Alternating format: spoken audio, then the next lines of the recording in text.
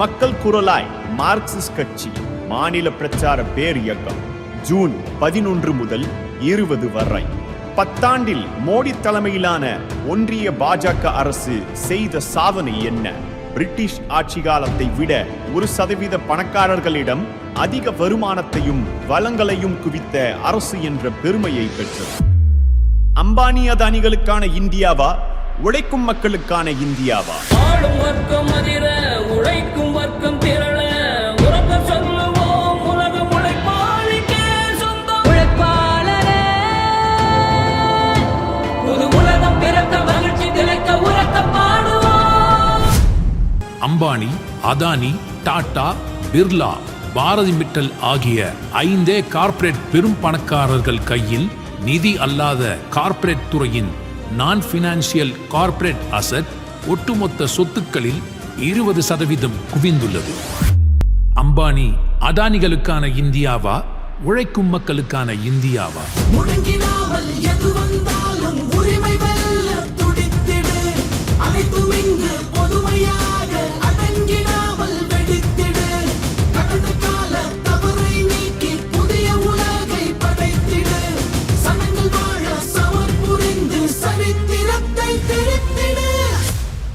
Mercedes Benz வாங்குவோர் எண்ணிக்கை அதிகரிக்கிறது, 2 wheeler வாங்குவோர் எண்ணிக்கை குறைகிறது.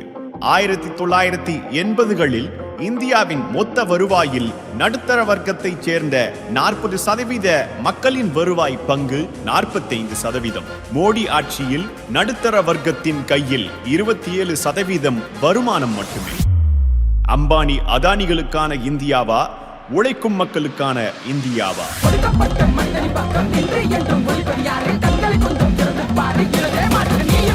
ஆயுதம் ஏந்தா எதிரிக்கும் எங்கள் விமர்சனம் என்பதே ஆயுதம். ஆயுதம் அவனும் தூக்கினால் பதில் ஆயுதம் என்பதே விமர்சனம்.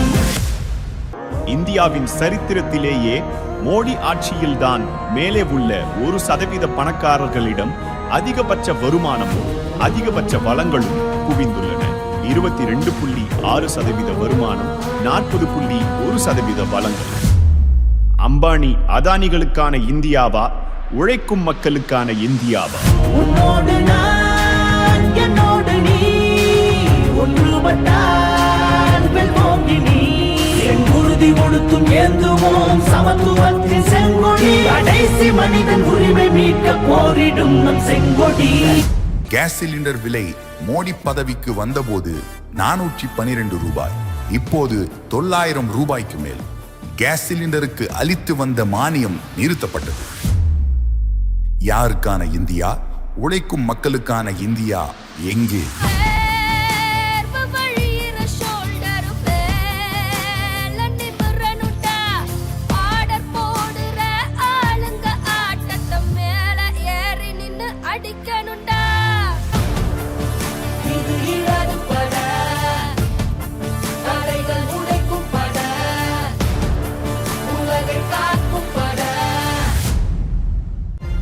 வீதி வீதியாக, வீடு வீடாக மக்களை சந்திக்க வருகிறார்கள் CPIM தோழர்கள்.